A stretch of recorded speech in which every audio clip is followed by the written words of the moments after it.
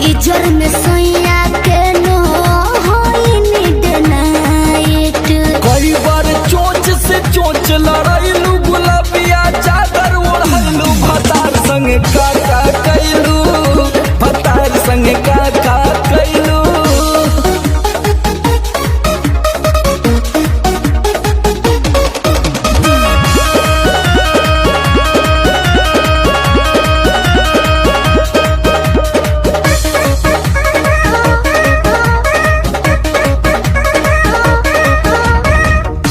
पहिले से ज्यादा तोहार बढ़ल बारुआब हो जाइब पागल नियत कर न खराब हो।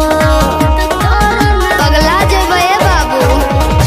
पहिले से ज्यादा तोहार बढ़ल बारुआब हो जाइब पागल नियत कर न खराब हो। सोमर आलोक के पीछे घुमैलू, झूठो न कबो चिखैलू, भतार संग काका कैलू, भतार संग काका कैलू। अरे अब तो बता दा। तो कुल बतावे वाला बात।